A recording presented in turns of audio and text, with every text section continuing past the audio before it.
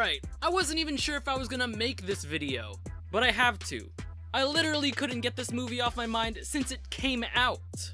I wouldn't even call this video a review. It's just my thoughts, really. My thoughts on something that I consider to be my favorite superhero movie of 2018. So far, at least. And yeah, that's taking into account Infinity War. A lot of people are gonna disagree with me on this. And that's cool. It's great to have different opinions. That's the beauty of filmmaking. I'll say this. I actually think Avengers Infinity War was a better made film than Incredibles 2. It had a better plot, better shocking moments, and definitely a better villain. Like, good god was Screenslaver so half-baked. And they had the audacity to act like we never knew who it was all along. Oh gee, I wonder who it could be. But just because something is better made from a movie-making standpoint doesn't mean it connected to me more personally. The first Incredibles movie was the first movie I went to the theater to see multiple times. That was all 14 years ago. So when 2018 first came around, I totally forgot this movie was even coming out. It went completely under my radar. So when I walked into the movie theater, nostalgia just hit me like a truck. I went into the theater as a college student and walked out feeling like a kindergartner again. My mind was nothing but...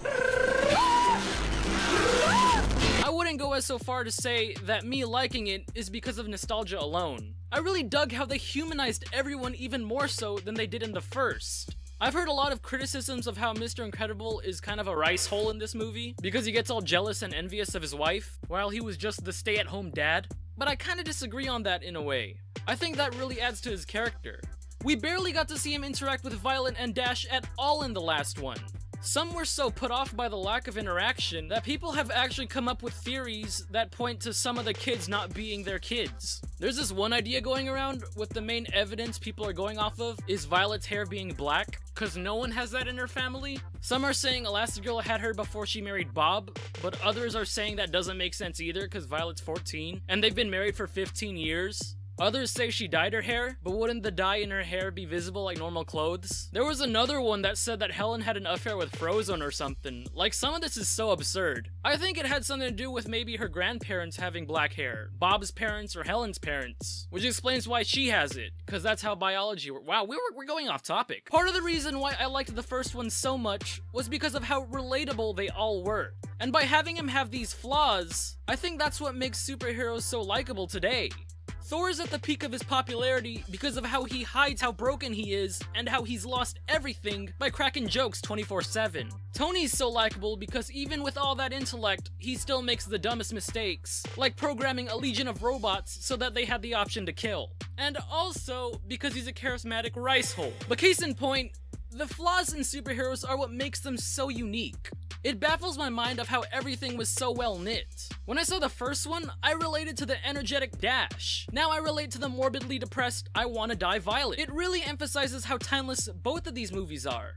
Yeah, I get that this is primarily a kids movie, and it's mainly directed towards kids, but I don't think you have to make it so that teenagers and adults have to turn off their brain and throw premature jokes like...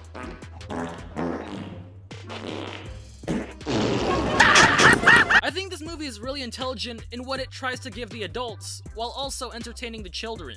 They had underlying themes of illegals, they had one for special needs kids, and of course they had one for equality. Some of those are a lot less subtle than others, but none of them come across as ham-fisted or so boring the kids are just put to sleep. I think it does a good job at blending everything together. Could they have done things a little better? Yeah, I'd say that.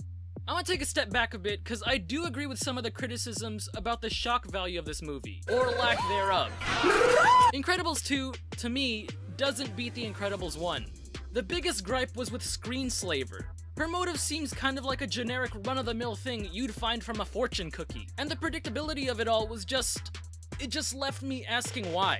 Like, Syndrome was a comment on fanboyism, and how toxic it can become, which is pretty prevalent more than ever today. And Screenslaver, it just didn't hit home for me. But with all that being said, I love this movie so damn much. The animation was fantastic. Some of the action scenes are light years better than what I expected. I'd even go as far as to say that the cinematography makes it so great that the action scenes here are better than some of the more recent action scenes we've seen from both Marvel and DC. But most of all, the main reason why I love this movie so damn much is that The Incredibles 2 has got so much heart. Everything from the visual aesthetics to the dynamics of the characters, everything's so vibrant and full of life. It had so much charm to it. The iconic music coupled with the animation really had me taken back a bit, like, bro, they're back.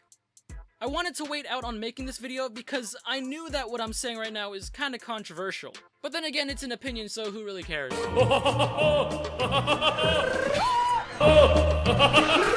I loved both of these movies almost equally. But if it was a life or death situation, I'd have to say I liked The Incredibles 2 a smidge bit more than Infinity War because it just connected with me more. Again, that's not because it's a better movie, but just because it made me feel like I was there. Also, I'd like to add, maybe another thing that factors into me liking it more than Infinity War was because of how depressing the ending was. Like, yeah, I loved Infinity War. I loved all the characters in it. But I can only watch my favorite heroes die so many times before I start having an aneurysm. Anyways, I'd love to hear your thoughts. What do you think of Incredibles 2? And I know it's pretty hard to tell from this early on, especially since Ant-Man's coming out in just a few days. But how would you rank the superhero movies of 2018 so far? Including Incredibles 2. Or excluding, depending on if you actually saw it or not. Comment below because I'd love to know. And if you like this video, then be sure to hit that like and subscribe button. Also, don't forget to follow me on Twitter, Facebook, and Instagram. And for more of my videos, just click right here.